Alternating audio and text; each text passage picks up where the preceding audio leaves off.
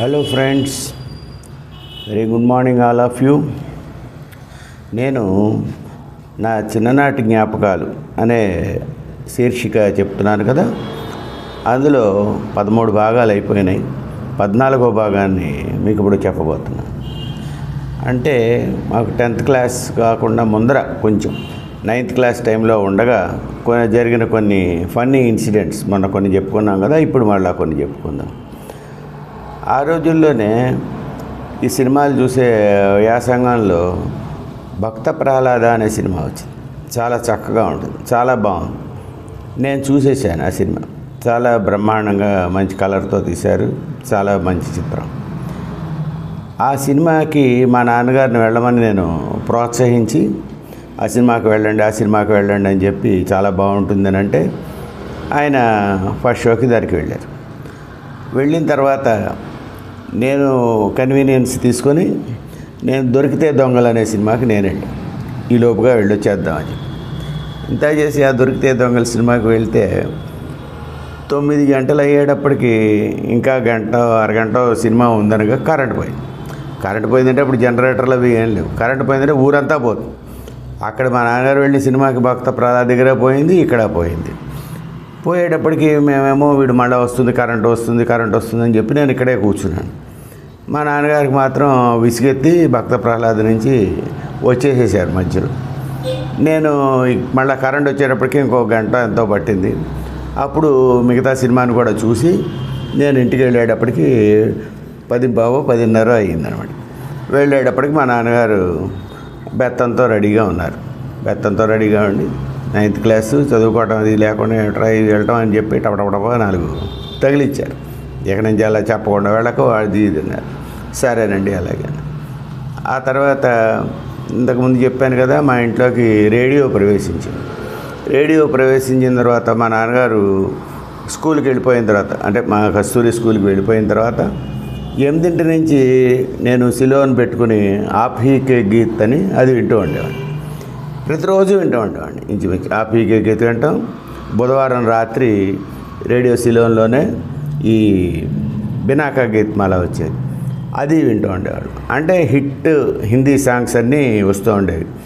వాటి ఇన్స్పిరేషన్తో, వాటి ప్రేరణతో అనేక సినిమాలు నేను మా ఫ్రెండ్ ఇంకొకతను కలిపో లేకపోతే నేను ఒక్కడైనా కూడా వెళ్ళిపోతూ ఉండేవాడిని. ఈ కొత్త సినిమాలన్నీ కూడా ఇది వస్తూ ఉండేవి, అవి చూస్తూ ఉండేవాళ్ళం. షికార్ ధర్మేంద్ర సినిమాని, జ్యువెల్ థీఫ్ దేవానంద్ సినిమాని, ఇలాగా షమ్మీ కపూర్ సినిమా కాశ్మీర్కి కలి అని ఆ తర్వాత మళ్ళీ వచ్చింది. ఇలాగా and around the world Raj Kapoor cinema, ఇలాగ వచ్చినట్టుగా ఈ పాటలు కూడా పాటలు వినడం కోసం అని చెప్పి వెళ్తూ ఉండేవాళ్ళం. ఒక ఫ్రెండ్ని కూడా తీసుకుని వెళ్తూ ఉండేవాళ్ళు. అతను హిందీ అతను హిందీలో డైలాగ్స్ అవేమిటి అని చెప్పి అడగటానికి కలోక్యుయల్గా రావడం కోసం అని చెప్పి కూడా మాకు అలవాటు అవుతూ ఉండేది. కొన్ని అర్థాలు తెలియకపోతే మా ఇంట్లో ఉండేది Hindi Telugu course, Hindi to Telugu dictionary ఉండేది. ఆ డిక్షనరీ ద్వారా హిందీ మాటలకి అర్థాలు అన్నీ కూడా తెలుసుకునేవాడు. మరీ మేరే హుజూర్ అట్లాంటి సినిమాలు కొన్ని మరీ ఉర్దూతో ఉండేవి, అవి కొంచెం కష్టమయ్యేవి. ఈ హిందీతో వచ్చిన మాత్రం చాలా మటుకు చూసేవాళ్ళం. ఆ పాటలన్నీ కూడా పాడుతూ ఉండేవాళ్ళం. రేడియోలో పాటలు వస్తూ ఉంటే నా దగ్గర తబలా ఉందని చెప్పాను, తబలాతో ఈక్వల్గా వాయించేసేస్తూ ఉండేవాడిని. అలాగా దాని మీద ఇంట్రెస్ట్ అండ్ క్యూరియాసిటీ చాలా ఎక్కువైపోయింది. ఆ ఎక్కువ అవటం అనేది హిందీ కూడా కొంచెం నేర్చుకోవటం. అంటే ఆల్రెడీ స్కూల్లో నేర్పేది ఆ పాఠాలకి ఎగ్జామ్స్కి మాత్రమే పనికొస్తుంది. కలోక్యుయల్గా పనికిచ్చడానికి హిందీ అది ఆ భాష నాకు చాలా బాగా ఉపయోగపడింది. ఇలాగా జరుగుతున్న క్రమంలో రేడియోలోనే ఈ నాటకాలు ఇవన్నీ కూడా ఎక్కువగా వినడం అనేది అలవాటైంది. రేడియోలోనే వచ్చేవి ఈ నాటకాలు, చాలా ఇంపార్టెంట్ నాటకాలు. వరవిక్రయం, కన్యాశుల్కం, గణపతి, ఇట్లాంటి నాటకాలు కూడా చాలా ఇంట్రెస్టింగ్గా వినేవాళ్ళం. ఈ తెలుగు పాటలకి హిందీ పాటలకి ఇంక చెప్పక్కర్లేదు, నేను తబలా మీద వాయించేస్తూ ఉండేవాడిని. మా నాన్నగారు కూడా బాగుందనేవారు, మా అమ్మగారు కూడా బాగుందనేవారు, అంచేత బాగానే వాయించేవాడు. అలాగా ఇంట్రెస్టింగ్గా పెడుతున్న క్రమంలో ఈ సినిమాల వ్యాసంగం పక్కన పెడితే మా తాతగారు, హైదరాబాద్ నుంచి తాతగారు ఆయన జనవరి టైంలో అంటే గోపాలపురం ఈస్ట్ గోదావరి డిస్ట్రిక్ట్లో ఆయనకి పొలాలు ఉండేవి, 10 ఎకరాలు. ఆ హార్వెస్ట్కు తీసుకోవడం కోసం అని చెప్పి హైదరాబాద్ వైపు నుంచి జనవరి టైంలో వచ్చి ఏలూరులో మా ఇంటి దగ్గర 2 రోజులు ఆగేవారు. ఆగి ఇటు గోపాలపురం రావులపాలెం దగ్గర అక్కడికి వెళ్ళేవారు. మళ్ళీ సమ్మర్ టైంలో మళ్ళీ హైదరాబాద్కి వెళ్ళిపోతూ ఉండేవారు. ఇలాగా ఈయన ఇటువైపు వెళ్తున్న గోపాలపురం వెళ్ళే క్రమంలో మా ఇంటి దగ్గరికి వచ్చి ఆగారు, 2 రోజులు ఉన్నారు. మా తాతగారితో పాటు మా బామ్మగారు, సరే వాళ్ళకి పిల్లలు లేరు అన్నమాట. అంచేత ఆల్సేషన్ డాగ్ ఒకటి పెద్దది కూడా ఉండేది వాళ్ళతో పాటు. మా బామ్మగారికి పెద్ద వడ్డాణం ఉండేది. ఆ వడ్డాణాన్ని మా క్యాలెండర్ తగిలించుకునే మేక్కి తగిలిచ్చేసేసేవారు ఆవిడ. మా అమ్మగారేమో అనేవారు, ఇదేంటత్తే ఇలా పైన పెట్టేసేసావు, ఏదైనా పెట్టిలో పెట్టుకోపోయినావంటే, ఏం పర్వాలేదు, భైరవ్ కుక్క ఉంది, ఏం పర్వాలేదు, అది ఆల్సేషన్, నేను తెత్తుడ కుక్క అనమాట. అది రాత్రి అంతా బాగా తిరుగుతూ ఉండేది. ఆ కుక్కతో మాకు ఫెమిలియారిటీ బాగా ఏర్పడింది. ఓ బాల్ కానీ విసిరితే గబుక్కుని పట్టుకొచ్చి ఇస్తూ ఉండేది. మా నాన్నగారు కూడా అలాగే బాల్ విసిరితే తీసుకొచ్చి ఇస్తూ ఉండేది. మా తాతగారు చెప్పారు, మా నాన్నగారు కూడా చెప్పారు, ఈ కుక్కల్ని, వీటిని, జంతువులు, పెట్ డాగ్స్ని జాగ్రత్తగా మనం వాటిని లవ్ చేస్తే అవి కూడా మనని లవ్ చేస్తాయి, ఏం చేయవు అని వాటిని వేసి ఎప్పుడు బెల్ట్లు వేసి కట్టలేదు. అసలు మామూలుగా ఫ్రీగానే తిరుగుతూ ఉండేవి. ఎవరన్నా బయట వాళ్ళు ఎవరన్నా వస్తే వాళ్ళ మీద అరిచేది, అప్పుడు మాత్రం కాసేపు కట్టేసేవాళ్ళు. అలాగే ఇంట్లోనే చాలా ఫెమిలియర్ తిరుగుతూ ఉండేది. మా తాతగారు వచ్చినప్పుడు మేము రెగ్యులర్గా టిఫిన్ చేయటం అన్నీ అలవాటు లేదు అప్పుడేమీ. మామూలుగా ఇంట్లో సద్దన్న తినేసేసి హై స్కూల్కి వెళ్ళిపోవటమే కదా మన పని. అందరూ అంతే, అట్లాగే ఉండారు. మా నాన్నగారికి కూడా టిఫిన్ చేయాల్సిన పని లేదు. 7:30 ఆ టైంకి స్కూల్కి వెళ్ళేవారు, 10:30 కల్లా వచ్చేసేసి భోజనం చేసేవారు. ఈయన వచ్చినప్పుడు టిఫిన్ తెప్పిద్దామని చెప్పి అనేవారు. ఒక 2 రూపాయలు ఇచ్చేవారు. హోటల్కి వెళ్ళి పట్టుకొస్తే మొదట్లో మీరు చెప్తే నమ్మరు, రూపాయికి 20 ఇడ్లీలు వచ్చాయి. అంటే 40 ఇడ్లీలు, ఇంత చట్నీ ఇచ్చేవారు. 2 గిన్నెలు పట్టుకెళ్ళి తెచ్చేవాడు. ఆ తర్వాత రేటు కొంచెం పెరిగి రూపాయికి 16 ఇడ్లీలు రావడం మొదటి. అలాగా తెచ్చుకుని సరదాగా తినేవాడిని. సంక్రాంతి వచ్చింది కదరా, సెలవులే కదా, రా గోపాలపురం వెడదాం అని అంటే సరే అని మనం ఎప్పుడు రెడీ యాత్రలకి నా సంచిలో 4 బట్టలు సర్దేసేసుకుని వెళ్ళిపోయాం. వెళ్ళేటప్పుడు ఈయన గజ్జరం కూడా తీసుకెళ్ళారు. అక్కడి నుంచి మా బాబురావుని కలెక్ట్ చేసి, మా బాబురావు నేను అక్కడి నుంచి ఆర్కిరేవల్లో మా పిన్ని గారి అబ్బాయి ప్రసాద్ని కలెక్ట్ చేసాం. మేము ముగ్గురం కలిపి ఈ సంక్రాంతి హాలిడేస్లో గోపాలపురం అనే ఊరు రావులపాలెం దగ్గర, అక్కడ గోదావరి గట్టు పక్కనే ఉండేది ఈయన మేడ. అక్కడ ఈ ఇల్లు అనమాట, అంత పక్కన అడ్జసెంట్గా ఉండేది అనమాట. గోదావరి గట్టు అంత ఎత్తున ఉంటుంది, ఈయన మేడ కూడా అంత ఎత్తు ఉంటుంది. ఆ రోజుల్లో మేడ ఈయన ఒకళ్ళకే ఉండేది. అంచేత ఈయన మేడ సుబ్బారావు గారు అని కూడా అనేవారు. రోజు పొద్దున్నే లేవడం, అక్కడ కాలువ ఉండేది, ఆ కాలువలోకి వెళ్ళి స్నానం చేసి వచ్చేవాళ్ళు. అప్పుడప్పుడు కాలువ యువతల నుంచి అవతల దాకా కూడా ఈదేవాళ్ళం. అప్పుడప్పుడు అలా చేశారు. పొద్దున సాయంత్రం కూడా స్నానం చేస్తూ ఉండేవాళ్ళు. కానీ సాయంత్రం పూట ఒక్కొక్కసారి అక్కడే లోకల్గా అదే వీధిలో 4 ఫ్రెండ్స్ తయారైనారు. డాక్టర్ మల్లిక్ గారు అని ఉన్నారు, వెటర్నరీ డాక్టర్. వాళ్ళ అబ్బాయి రాజా అని ఒకతను, అబ్బిరాజు ఏదో ఒకతను, ఇట్టాగా 4-5 ఫ్రెండ్స్ తయారయ్యారు. మేమందరం కలిపి సాయంత్రం ఈ గోదావరి గట్టమ్మట నడుచుకుంటూ వెళ్ళి సిద్ధాంతం బ్రిడ్జి అని కొత్తగా అప్పుడు వేశారు గోదావరి మీద, అటు నుంచి ఇటు దాకా.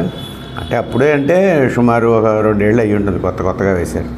అక్కడ దాకా నడిచి వెళ్ళి సుమారు వాకింగ్ అని 2-3 కిలోమీటర్ల పైనే ఉంటుందన్నమాట. అక్కడ దాకా వెళ్ళి వస్తూ ఉండేవాడు. వచ్చేటప్పుడు మామిడి తోటలో ఉండేవి. అప్పుడు మామిడి తోటలు ఉండేవి అన్నీ, కానీ మామిడికాయలు ఉండేవి కాదు. ఈ జామకాయలు ఇట్లాంటివన్నీ కోసుకొని తినుకుంటూ వచ్చేవాళ్ళం అనమాట. వచ్చేసి గోదావరి నుంచి వచ్చే కాలువ దాంట్లో స్నానం చేయటం అదంతా చేస్తూ ఉండేవాడు. సాయంత్రం వచ్చేటప్పటికి తాతగారు ఇక్కడ వాళ్ళ ఫ్రెండ్స్ ఎవరో 2-3 వస్తే అక్కడే ఆరుబయట కుర్చీ వేసుకుని కూర్చుని మాట్లాడుకుంటూ ఉండేవాళ్ళం. అలాగా సరదాగా జరిగిపోతూ ఉండేది. ఒకసారి మా తాతగారు ఏదో పని మీద కొత్తపేట దీనికి వెళ్ళారు, కోర్టుకి వెళ్ళారు. కోర్టుకి వెళ్తే నేను, బాబురావు అండ్ మా ప్రసాదే ఉన్నాం ఇంటి దగ్గర. ఏదో కాసేపు ఏదో ఆటకి ఏదో ఆడుకుంటూ మరి కోపంగా ఆడుకోవడం కాదు, కొట్టుకోవడం కాదు, అలా కొట్టుకోవటం ఉండటంలో అప్పుడే ఆ మధ్య నాకు ఉపనయనం జరిగిందని చెప్పాను కదా. ఈ తువాళ్ళతో కొట్టుకుంటుంటే నా జంజం తెగిపోయింది, బాబురావు జంజం తెగిపోయింది. అయ్యో బాబు జంజం తెగిపోయింది, మహాపాపం జరిగిపోయింది, ఏదో అయింది. ఇది అయితే ఏం చేయాలి అనేది మాకు అసలు తెలియదు. అంచేత మేమేమి తినకుండా అలాగే ఉన్నాం. ఈ ప్రసాద్ చిన్నవాడు కాబట్టి వాడికి ఏం తెలియదు, వెళ్ళి భోజనం చేశాడు మామూలుగా. మా బామ్మగారేమో కింద నుంచి మేడ మీద ఉన్నాం. రండిరా భోజనానికి అంటే మేము వెళ్ళలేదు. మేము అలాగే కూర్చుని ఏదో పాపం చేసాం, అందుకనే ఇట్లా అయిందని చెప్పి కూర్చుని గాయత్రి జపం అలాగే చేస్తూ కూర్చున్నాం. మేము వాడు నేను అలాగే మధ్యాహ్నం 2 ఎంతో అయింది. అస్సలు లేవలే మేము. అప్పుడు మాకు కరకర ఆకలి లంఘించుకుంది. ఏం చేయాలి ఇప్పుడు? ఆవిడ దగ్గరికి వెళ్ళి భోజనం పెట్టమంటేనేమో మనకి మళ్ళీ అవమానంగా ఉంటుంది. అంచేత ఏమన్నా అనుకుంటుంది ఆవిడ, వద్దని చెప్పి మేము ఇద్దరం నెమ్మదిగా వీధి చివరి దాకా వెళ్ళి, ఆ ఊళ్ళో చిన్నదే హోటల్ ఏదో, అక్కడికి వెళ్ళి 2 ఇడ్లీలు చల్లారిపోయి ఉన్నాయి. ఇద్దరం 2 ఇడ్లీలు తిని కొంచెం ఆత్మారావుని శాంతింప చేసుకుని వచ్చాం.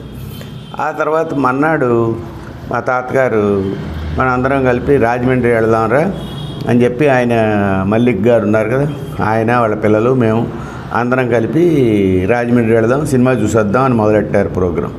మధ్యాహ్నం 1 గంటకో అంతకో బయలుదేరాం. ఇంకా మేము ధవళేశ్వరం కాదు, ఇంకా ఈ మధ్యలో ఏదో ఊరు ఉంది, కడియపులంక. అక్కడికి వెళ్ళేటప్పటికి కార్బొరేటర్లోంచి లీక్ అయిపోయి వేడెక్కిపోయి నీళ్లు మొత్తం ఇంజిన్ వేడెక్కిపోయి మొత్తం బరస్ట్ అయింది. దాంతో దాన్ని శుభ్రం చేసుకోవడానికే మాకు చాలాసేపు పట్టింది. మొత్తం మీద మళ్ళీ 1 గంటకో 1:30కో కారు స్టార్ట్ అయిన తర్వాత ఎలాగోలా మేము వెళ్ళాం.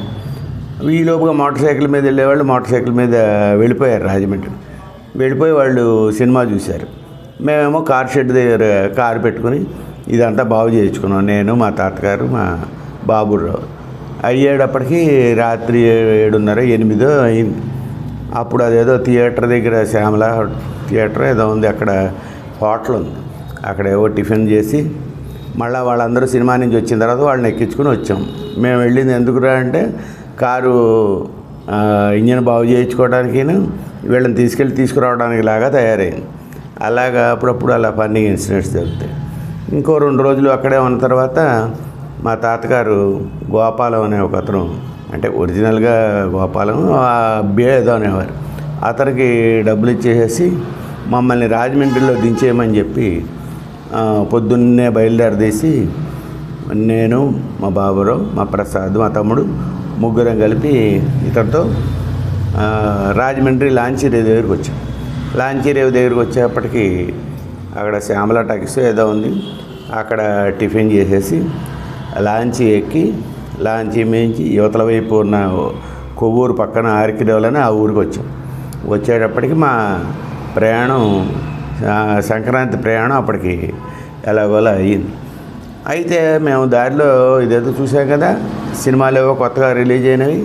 లాట్ సాహెబ్ అని సినిమా ఉంది, అంటే షమ్మీ కపూరు వేసిందనమాట. ఆ షమ్మీ కపూర్ సినిమా అంటే మనకి సరదా, గ్యారంటీగా వెళ్ళాలని మళ్ళా మధ్యాహ్నం లాంచీలో బయలుదేరి రాజమండ్రి వెళ్ళి ఈ లాట్ సాహెబ్ సినిమా చూసి మళ్ళీ రాత్రికి, అంటే రాత్రిపూట లాంచీలు తిరగవు, రాత్రిపూట రైల్లో కొవ్వూరు వచ్చి కొవ్వూరు నుంచి ఆరికిరేవులు వచ్చి, ఆ విధంగా మా సంక్రాంతి సెలవుల్లో మా ప్రయాణం అలా తమాషాగా గోపాలపురం అనే పల్లెటూరులో మేము స్పెండ్ చేయడానికి సరిపోయింది. మిగతా విషయాలు నెక్స్ట్ ఎపిసోడ్లో మళ్ళా చెప్తాను. ఇప్పటిదాకా నా ఛానల్ విని సబ్స్క్రైబ్ చేస్తున్నందుకు మీ అందరికీ థ్యాంక్స్. ఇంకా సబ్స్క్రైబ్ చేయని వాళ్ళు ఉంటే ఎవరన్నా సబ్స్క్రైబ్ చేయండి. Thank you very much.